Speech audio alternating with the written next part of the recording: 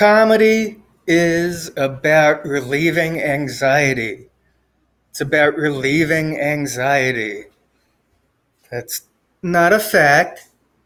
It's my opinion. It's an opinion that I've had for a very long time, dating back to when I, as someone who has always suffered from a lot of anxiety and used to have particularly severe anxiety, um, I was nevertheless compelled to try stand up and do it as a hobby on and off for several years, even though it always terrified me to do it. It always scared the crap out of me, and I was often in complete denial about this. Oh no, I don't. I don't get scared when I'm performing stand up. I'd say as I'm literally shaking on stage. No, I'm not scared. I'm not scared at all. Um, but but I had that need to relieve my own anxieties by talking about them and turning them into that involuntary response of laughter from others. And so, no matter how scary performing stand up was for me, it was overridden by the amount of anxiety relief I got from doing it.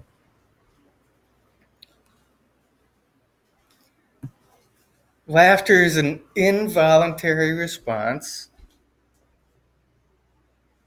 and not to digress too much on what this video is supposed to be about, but that's a lot of what always attracted me to performing stand up. Is I'm a person full of doubt, and I second guess things, and you know, if if I think something might be funny, if I hope it's funny, and I write it down, and someone reads it and says, "Yeah, that's funny." Maybe it is. If you actually see them laughing in real time, well,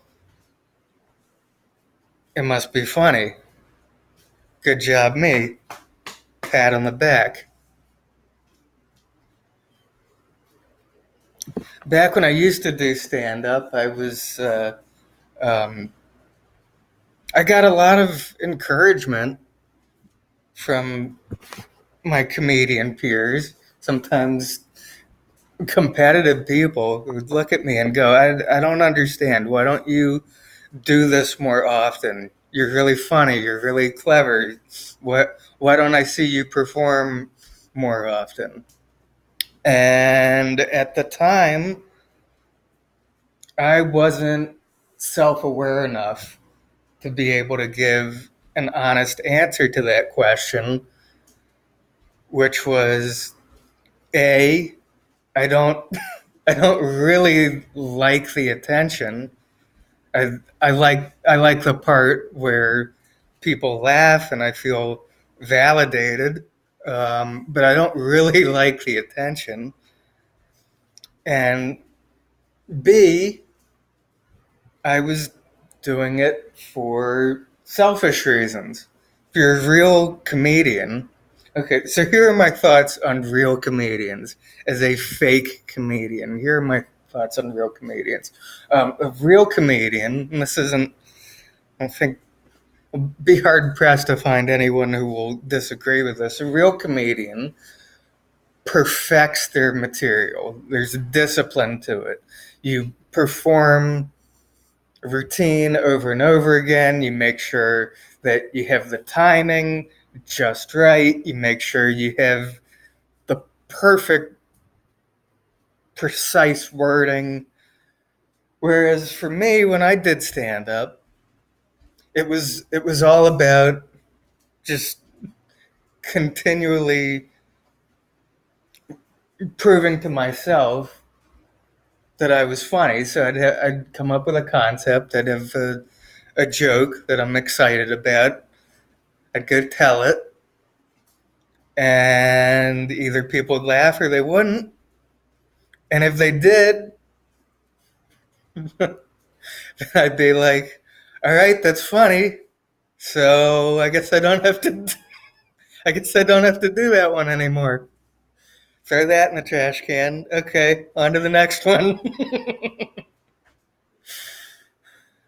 So I've done stand up on and off for years, but I've never been a real comedian for that reason. Um, but yeah, so I was relieving my own anxiety on multiple levels, um, not just through the art form, not just through the process, but through the content of the material as well. Um, so anyway, back to the original point of this video, which is that um, the comedy profession, has become seemingly this huge cultural battleground for what's going on right now, this culture war. Um, and I think anxiety is what it's really about. It's it's that here. Okay, so here's my extremely cynical view about this, about what's going on at the top. I'm not talking about, um, you know, I'm not talking about your average blogger or whatever. I'm talking about very powerful people who have engineered this. What's going on is they don't want people to calm the fuck down. They don't want they don't want relief of anxiety on a mass scale. They want the conflict. They want the divisiveness. They want they want the echo chambers. That's what I think is really going on. And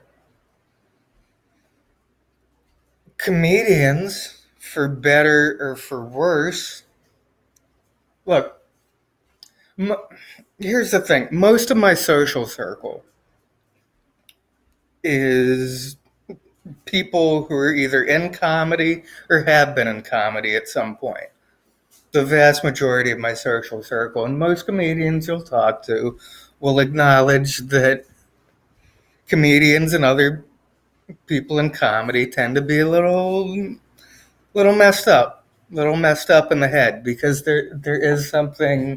um, there is something very abnormal about, as opposed to just being someone who's funny, who makes their friends laugh. There is something a bit abnormal about having the desire or the need to, on a regular basis, get up in front of crowds of people, strangers, and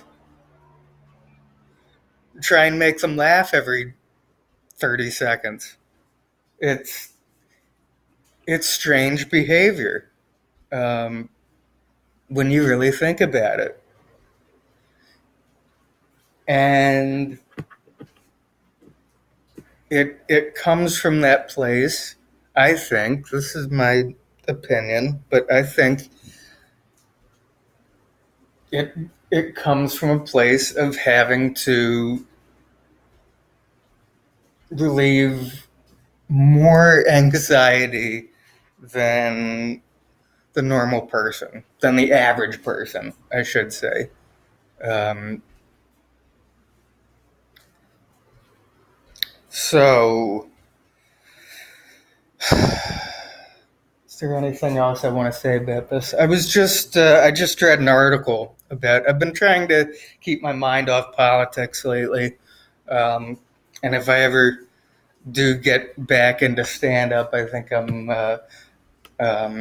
here I am digressing again. This is the way my crazy mind works. All right. I can't, Terman, you can't talk about four different things simultaneously. You have to pick one.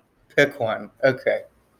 Um, I I just read an article about Andrew Yang right before I started recording this, and how Yang has continued to make um, stereotypical jokes about his race, about Asians being successful and smart, good at math, that sort of stuff, and um, ostensibly, there are a lot of people who are really pissed off about this. Don't don't advance all of these dangerous stereotypes. I don't know why they're dangerous. These are positive stereotypes. Um, I don't. I guess Asians. I guess Asians aren't allowed to compliment their race without being racist or something. But I digress again. So it's it's a threat. It's a threat to those who, again, this is my cynical view, but it's a threat to the super powerful people who want the rest of us fighting amongst each other. We have to be anxious. We have to be stressed out. And if you have a leading presidential candidate who is on TV and on, in the public conversation, who's, you know, seemingly relaxed and joking about things and telling people to stop getting so upset, that's a threat. It's a big threat. It's a big threat to people um, who are part of this divide and conquer strategy. So,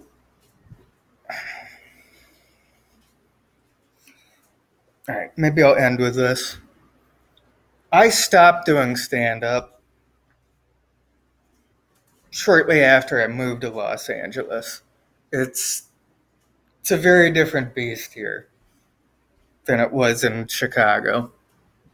Um, I stopped doing stand up, and again, this was it's another example of me having never really been a real comedian. Uh, in Chicago, it was like this social thing. At least while I was there, it was you hang out with your friends. Um, it's like going to a party. Basically, you go to a stand up show or an open mic. It's like a really fun party. And I move out to Los Angeles naively expecting, like, okay, this is going to be a lot of hard work. This is going to be really hard to break through here. It's the cream of the crop. These are the best comedians in the world, and that's what I'm going to be competing against when I get here.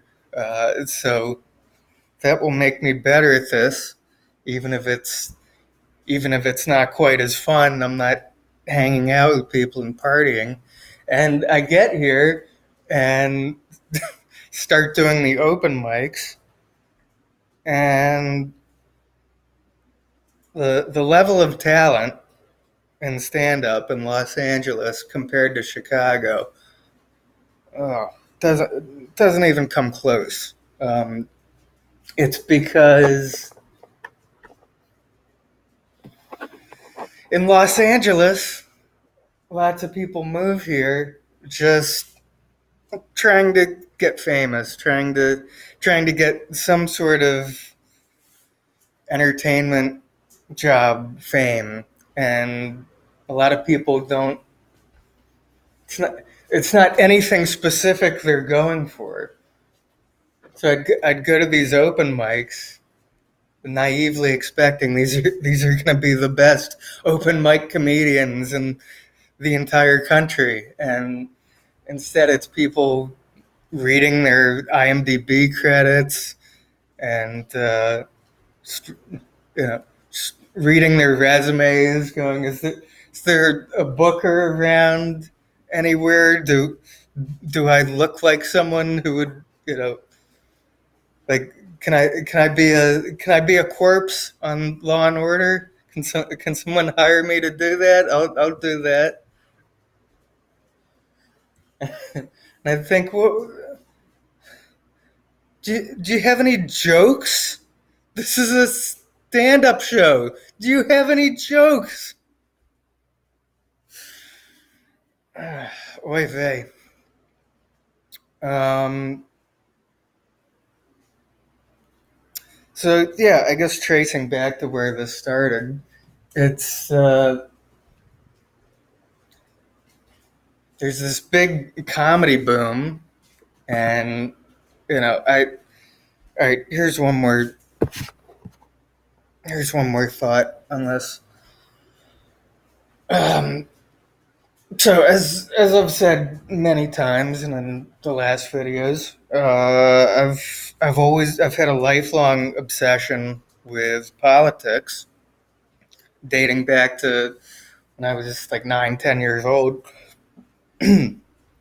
And when I first started doing stand up as a hobby in 2008, it was, I think, on some subconscious level, my thinking was also like, this seems to be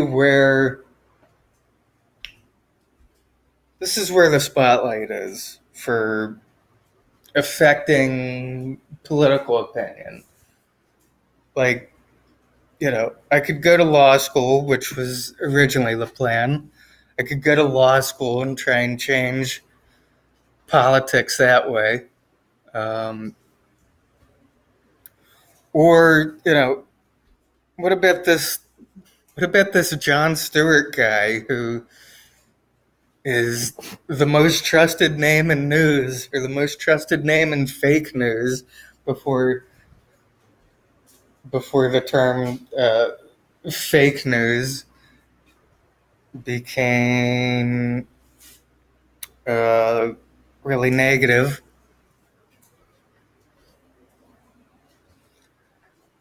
I just it's like, okay, this is what people are paying attention to, so I I think I know how to do this. I think I know how to talk about these things in a funny way. So I guess I'll go there because that's where people are looking. Um, but again, since I never really liked or wanted that much attention, I couldn't stick with it. I know I'm rambling, but I, I am hopefully not going to delete this one. Let's see if there's a way I can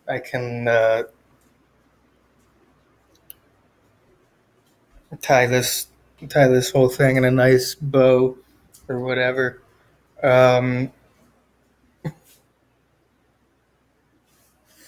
it's always so much going on inside my head. It's tough to know what's important and what isn't, what I should talk about and what I shouldn't. This is why I have so many stories that I could be doing on stage if I ever get back into stand up. And when I've tried to tell stories in the past, it's like people are like, get to the fucking point. what the fuck are you trying to say? Get to the point. Yes, I know. I know. I know. So what is the point of this? What is the point of this rambling video that crazy Eric Turman is doing about stand up and comedy? Anxiety, that was where this started, right? Okay, perfect. Because you see me dealing with my anxiety more and talking about it and laughing instead of crying like I was doing yesterday. that's that's the magic of comedy, and I would like to get back into it now that I've decided that maybe Earth isn't going to blow up after all, like I thought it was going to. It's September 2019. I thought we'd all be dead by now. Trump Trump is Russian. Let's fight the Russians with the Russian president. What could go wrong? Anyway, we're all still alive, right? So maybe maybe I'll get back into doing the magic of comedy, the magic of stand up. Um, but that's what I think it really is at its core. People talk about boundary pushing in comedy and stand up, or about punching up or punching down or whatever. Everybody's got their own anxieties that they need relieved, um, and I certainly have a lot of them. This should be obvious to every person who's ever interacted with me for more than 5 seconds. Um, so yeah, I don't know. I'm not gonna keep rambling. I don't know if there was. I think there was a point to this, but if I keep doing these videos, then eventually I'll get better at it. All right.